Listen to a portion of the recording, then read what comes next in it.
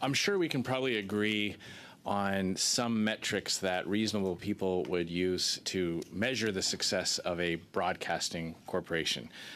Would you agree that measuring viewership or ratings is a reasonable metric to measure the success of a broadcaster? Viewership is one metric, so is usership. Yeah, one metric. Yeah. I would say it's an important metric when you're talking about a broadcaster. You said a few minutes ago that ad revenue was I think you used the word, a major driver of whether or not you judge success. So would ad revenue also be a reasonable measure of success for a broadcaster? It would be one of the variables, yes. Right, okay. So viewership, yes. Ad revenue, yes. Trust also, whether or not people can trust what they're seeing on TV, especially when you run news outlets. You would agree, I hope, that trust in media would also be a measure of success. Absolutely. Okay, and therefore errors would be another measure of success or failure. If there aren't a lot of errors, and that would be a good thing. If there are a lot of errors, that would be a bad thing. Would you agree on that? Well, I actually would put a different response on error. I think error is a natural part of all journalism, and in the fact that CBC Radio-Canada post its corrections as quickly as we do is actually a demonstration of why we are trusted, unlike others who may not. Wow. So I would say that that's a trusted source. Wow. So the speed with which you correct your errors is the way that you measure performance at the CBC. Okay. Well, so we've agreed that viewership is an important metric. We've agreed that ad revenue is an important metric, trust as well. So fewer Canadians are watching the CBC than ever before. Viewership has plummeted to half of what it was when you became CEO in 2018. Ad revenue has also crashed. In fact, it was down 31% in just 1 year, 2022 to 2023. And trust in media, and especially in the CBC, has also declined. The NDP talk about misinformation. The CBC has had to issue more than 100 corrections to grave errors in reporting.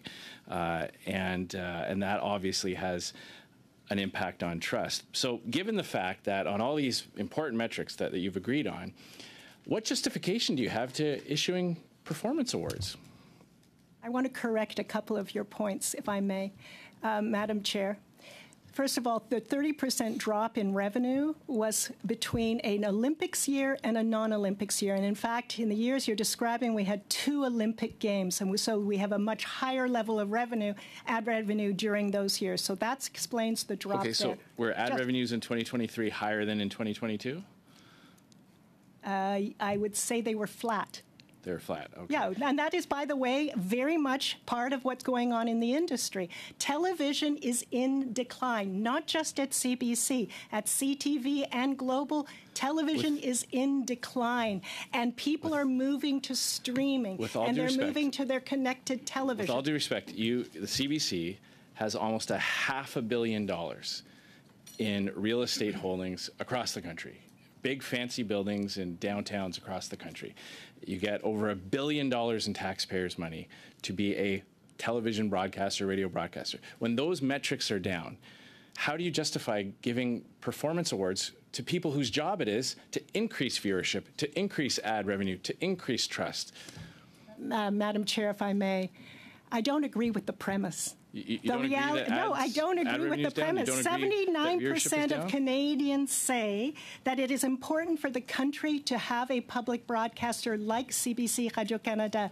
82% say... Who commissioned that poll?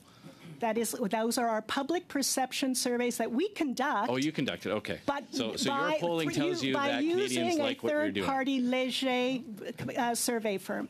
Yeah. So I'm sorry. If the argument is to try to say that we're no longer of value, all I would say is that's not what I hear from Canadians. What I'm asking about is the bonuses. With all due respect, Ms. Tate, when you give someone a bonus, and we've just agreed on the metrics that should be used to judge a broadcaster, when those metrics are down, how do you justify giving people, executives, big bonuses when they haven't achieved success by these metrics that we've agreed on? As I pointed out, the metrics that we measure are public and tracked, and they're in all of our reports. So I'm afraid to say that that trust is down. Trust is down across the entire media section, and it also affects politicians. It also affects all when you of our... misrepresent the truth, it does affect the politicians. Excuse me.